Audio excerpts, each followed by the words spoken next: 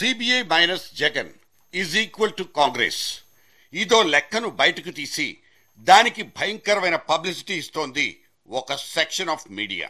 నిజంగా కాంగ్రెస్ అన్నంత పని చేస్తుందా? ఏదో ఒకరోజు వీళ్ళంతా ఒకటైపోవాల్సిన వాళ్లేనంటూ దీర్ఘాలు కూడా వినపడుతున్నాయి. ఢిల్లీ నుంచి ఇప్పుడు ఈ విషయంలో వినపడుతున్న విశ్లేషణలేమిటి? Just an insight.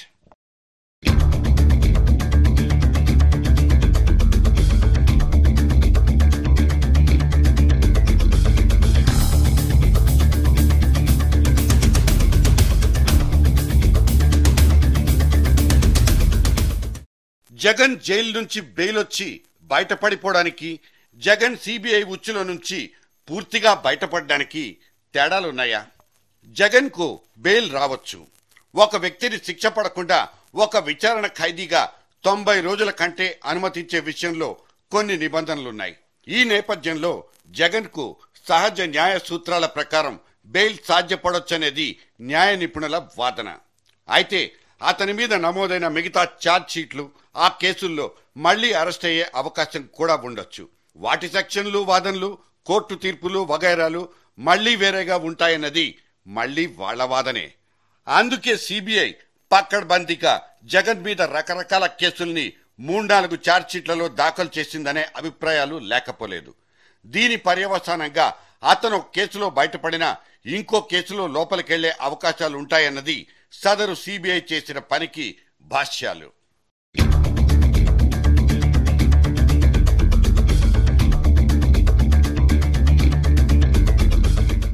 జగన్ మొన్నటికి మొన్న యూపీఏ రాష్ట్రపతి అభ్యర్థి ప్రణబ్ ముఖర్జీకి ఓటేసి మద్దతు తెలపడంలో రాజకీయ కోణం లేకుండా ఎందుకుంటుంది?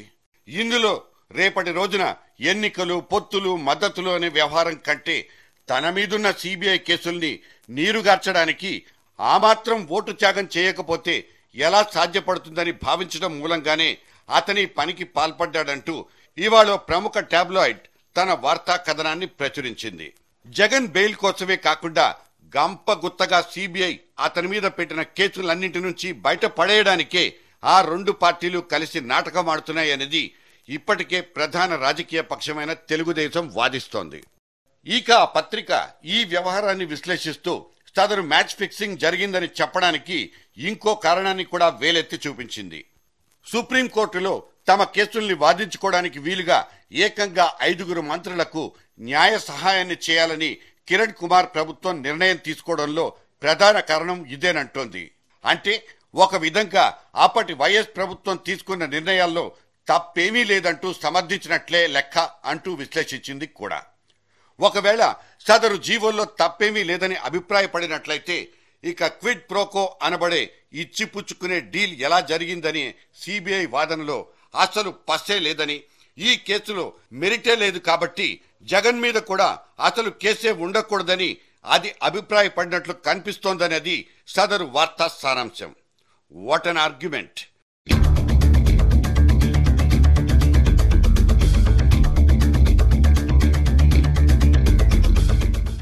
అయితే ఒకవేళ సిబిఐ తన కేసుల్ని అధికార పార్టీలోని అజ్ఞాత వ్యక్తుల ప్రోద్బలంతో నీరు కార్చేసినా ఎన్ఫోర్స్మెంట్ డైరెక్టరేట్ అనబడే ఈడీ కేసులు కూడా జగన్ మీద ఉన్నాయిగా. వాటి దర్యాప్తు ఇప్పుడిప్పుడే మొదలైంది. అది వేరే విషయం. రాష్ట్రంలో వైఎస్ఆర్ కాంగ్రెస్ పార్టీ ఒక బలమైన రాజకీయ శక్తిగా ఎదుగుతూ ఉండడాన్ని గుర్తించిన కాంగ్రెస్ పార్టీ జగన్తో రాజీకొస్తేనే మంచిదని భావించినట్లు కనబడుతోందని కొంతమంది చెప్తున్నారు. ఇదిలా ఉంటే జగన్ ఇప్పటికే తను 2014లో యూపీఏ ప్రభుత్వానికి మద్దతిస్తానంటూ ఇండైరెక్ట్ గా 1-2 సార్లు చెప్పడం, దాంతోపాటు ఇక్కడ కిరణ్ కూడా జగన్ గురించి నేరుగా విమర్శలు గుప్పించకపోవడం వంటి వ్యవహారాలు ఎటువంటి సంకేతాలను ఇస్తున్నాయనేది ఈ పరిణామాల్ని బలపరిచే ఇంకో వాదన. ఇక నిన్న మొన్నటి వరకు వైఎస్ ఆప్తమిత్రుడైన కేవీపీ రామచంద్రరావు ఇటు కాంగ్రెస్ లోనే కొనసాగుతున్నప్పటికీ జగన్ వ్యవహారంలో ఎటువంటి కామెంట్స్ చేయకుండా ఒక రకమైన తటస్థ వైఖరి అవలంబిస్తూ అకస్మాత్తుగా గాంధీ భవన్ లో ప్రత్యక్షమై చేసిన ఉద్వేగ భరితమైన ప్రసంగం వార్తల్లో పతాక శీర్షికలకెక్కింది. ఈవేళ దురదృష్టం కొద్దీ ఈ హాల్లో గాని ఈ గాంధీ భవన్ ప్రాంగణంలో గాని రాజశేఖర రెడ్డి గారు బొమ్మ లేకపోవడం, ఇది ప్రతి ఒక్క కాంగ్రెస్ కార్యకర్త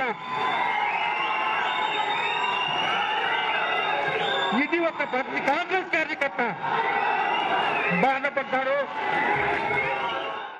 తన మిత్రుడు వైఎస్ ఫోటో లేకపోవడం, వాటికి కాంగ్రెస్ లో చోటుండకూడదని పార్టీలో ఇంకో వర్గం భావించడం వంటి వ్యవహారాల మీద ఆయన బాధపడిపోయినట్లే కనిపిస్తుంది. ఇంతటితో ఈ విశ్లేషణలకు ఫుల్ స్టాప్ పడే అవకాశం మాత్రం లేదు. కొంతకాలంగా నడుస్తున్న రాజకీయ పరిణామాలతో కాంగ్రెస్ ఈ రాష్ట్రంలో బతికి బట్టగట్టగలిగే అవకాశాలు తుడిచిపెట్టుకుపోతున్నాయని కేవీపీ వంటి వాళ్ళు కూడా భావిస్తున్నారనే అనుకోవాలి. ఆ మాటకొస్తే కేవీపీ అవసరమైనప్పుడల్లా జగన్ కు తనదైన శైలిలో సలహా సంప్రదింపుల పర్వాన్ని ఇంకా కొనసాగిస్తున్నారనే వాదనలు లేకపోలేదు. కేవీపీ రాజకీయాల్లో తలపండిన చాణక్యుడన్న విషయం ఇక్కడ మళ్లీ ప్రస్తావించుకోవాల్సిన అవసరం లేదు. అంతేకాకుండా కేవీపీ మౌనాన్ని ఎవరికి తోచినట్లు వాళ్లు విశ్లేషించుకునే పరిస్థితి కూడా ఆయనకే తెలుసు. మొత్తం మీద జగన్ జైలు వ్యవహారం రాష్ట్ర రాజకీయాల్లో ఒక కీలకమైన రాజకీయ పర్వంగా చెప్పుకోవచ్చు. అక్కడి నుంచే ఆయన తన కార్యాచరణను పకడ్బందీగా నిర్వహిస్తున్నట్లు సంకేతాలు కూడా ఉన్నాయి.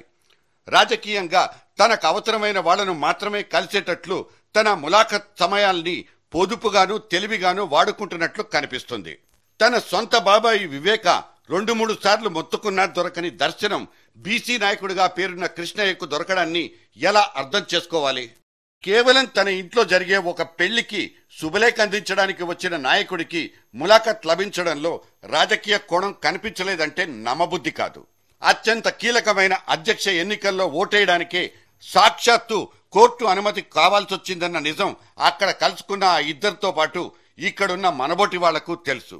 అటువంటి పరిస్థితుల్లో కేవలం శుభలేఖ అందించడం, అందిపుచ్చుకోవడం అనే ఈ చిన్న వ్యవహారానికి మర్యాదపూర్వకమైన, స్నేహపూర్వకమైన అనే సాధారణ పదాల్ని తగిలించడంలో ఔచిత్యం లేదనే చెప్పాలి. ఇక్కడ విషయం రాజకీయం, ఇక్కడ వచ్చిన గాలి రాజకీయం. జగన్ తన సమయాన్ని, తన భవిష్యత్ రాజకీయ సోపానాల్ని పేర్చుకోవడానికి ఎంత తెలివిగా ఉపయోగించుకుంటున్నారని చెప్పడమే ఇక్కడ ఉద్దేశం. కాంగ్రెస్ పాలిత రాష్ట్రాల్లో నాయకత్వ లోపం కనిపిస్తోందన్న చేదు నిజాన్ని అధిష్టానమే ఒప్పుకుంటుంది. ముఖ్యంగా ఆంధ్రప్రదేశ్ లాంటి రాష్ట్రాల్లో వైఎస్ లేని లోపాన్ని భర్తీ చేసుకోవడంలో ఆ పార్టీ పడుతున్న మల్లగులాలే అందుకు సాక్ష్యం. ఈయన వైఎస్ ప్రాంతపైన, ఈయన వైఎస్ సామాజిక వర్గం నుంచి వచ్చినాయనంటూ పిచ్చి లెక్కలేసుకుని తీసుకున్న నిర్ణయాల పర్యవసనాలు ఇప్పుడు ఈ ఢిల్లీ పెద్దలకు బాగా తెలుసు.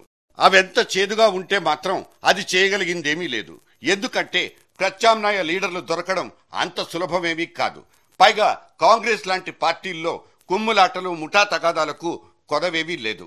ఇంతటి విషాదకరమైన పరిస్థితిలో కొట్టుమిట్టాడుతున్న కాంగ్రెస్ పార్టీ రేపటి 2014లో తనని గట్టెక్కించడానికి ఎవరైనా ఆకాశం నుంచి ఊడిపడతారని అనుకోదు. కాంగ్రెస్ ఇవాల్టి పరిస్థితిలో తన అధికారాన్ని కాపాడుకోవడానికి ఎవరెవరి సహకారాలు తీసుకొని గట్టెక్కలేదు. మమతా బెనర్జీ, శరద్ పవార్, అజిత్ సింగ్, చివరాఖరికి మొన్నటికి మొన్న యూపీలో కత్తులు నూరిన సమాజ్వాదీ పార్టీ తండ్రి కొడుకుల్ని కూడా చేరదీసి కావలించుకున్న దాఖలాలు మన ముందే స్పష్టంగా కనిపిస్తున్నాయి. సంకీర్ణ ప్రభుత్వాల శకంలో ప్రతి ఒక్క సీటు ప్రాణపదంగా కాపాడుకోవాల్సిన పరిస్థితుల్లో ఒక ఆంధ్రప్రదేశ్ పోతే పోయిందనే వాదనలతో సరిపెట్టుకుంటుందా కాంగ్రెస్? సరిగ్గా ఇక్కడి నుంచే మొదలవుతుంది జగన్ భవిష్యత్తు.